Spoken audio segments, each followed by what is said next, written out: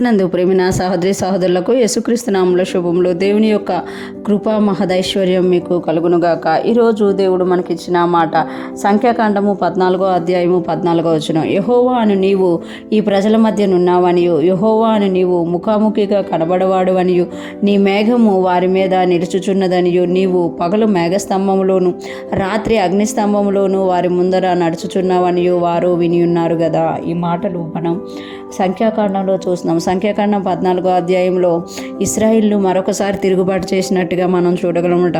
ఎప్పుడైతే ఇశ్రాయేలు మరలా తిరుగుబాటు చేస్తారో ఆ విషయంలో యెహోవా దేవుడు వారి మీద కోపముంచి వీరిని అందరినీ నశింపచేసి నిన్ను నేను గొప్ప జనముగా చేస్తాను అని మోషేతో అనినప్పుడు మోషే దేవునికి బతిమలాడుతున్న సందర్భం అన్నమాట.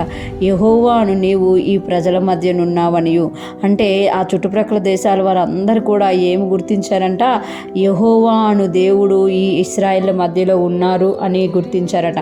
యెహోవాను నీవు ముఖాముఖిగా కనబడవాడు అని, యెహోవాను నీవు ముఖాముఖిగా దర్శనమిచ్చే దేవుడు, యెహోవాను నీవు కనబడే దేవుడు, అన్ని దేవుళ్ళలాగా అన్ని దేవతలకు కాదు నువ్వు అని చెప్తున్నారు. నీ మేఘము వారి మీద నిలుచుచున్నదని, దేవుని యొక్క మేఘము ఇశ్రాయేలీల ఐగుప్తులో నుండి బయటకు వచ్చినప్పటి నుండి పగలు మేఘస్తంభంగాను రాత్రి అగ్నిస్తంభంగాను అక్కడ ఉన్నారు అని వాళ్ళందరూ గమనిస్తున్నారంట.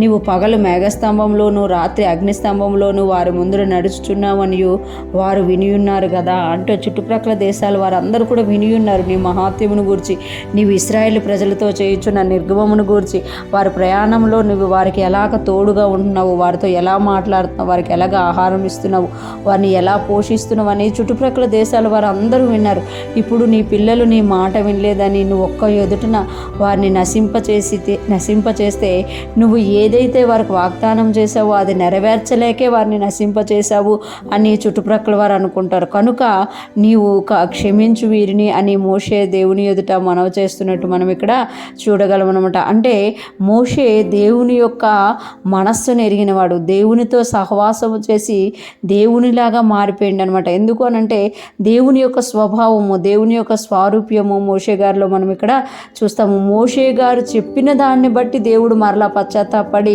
ఇశ్రాయేలుని క్షమించినట్టు చూస్తాం. కానీ ఎవరైతే తిరుగుబాటు చేశారో వారు చనిపోయినట్టుగా మనం అక్కడ చూస్తాం. ఈరోజు ఫ్రెష్ మనం వింటున్న ప్రతి ఒక్కరూ జ్ఞాపకం చేసుకోవాలి.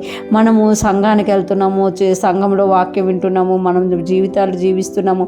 మన జీవితంలో ఏం జరుగుతుందో కొన్నిసార్లు మనం మర్చిపోతాం, కానీ మనల్ని గమనిస్తున్న వారు మర్చిపోరు. ఎందుకంటే మనం ఒక చీకటిలో నుండి బయటకు వచ్చి ఒక అన్యమైన దానిలో నుండి బయటకు వచ్చి వెలుగులో నడుస్తున్నాం. కాబట్టి మన జీవితంలో మంచి జరుగుతుందా చెడు జరుగుతుందా, మనం మంచి జరిగినా చెడు జరిగినా ఎలా రియాక్ట్ అవుతున్నా అవన్నీ కూడా మన చుట్టూ ఉన్నవారు గమనిస్తారన్నమాట. అందుకే మనము దేవునితో సహవాసం చేస్తూ దేవుని యొక్క వెలుగును మనం చూపించేవారిగా ఉండాలి. అప్పుడు దేవునికి మహిమ కలుగుతుంది, మనం అనేక మందికి ఆశీర్వాదకరంగా ఉంటాము. అటువంటి గొప్ప కృప మనందరికీ కలుగునుగాక.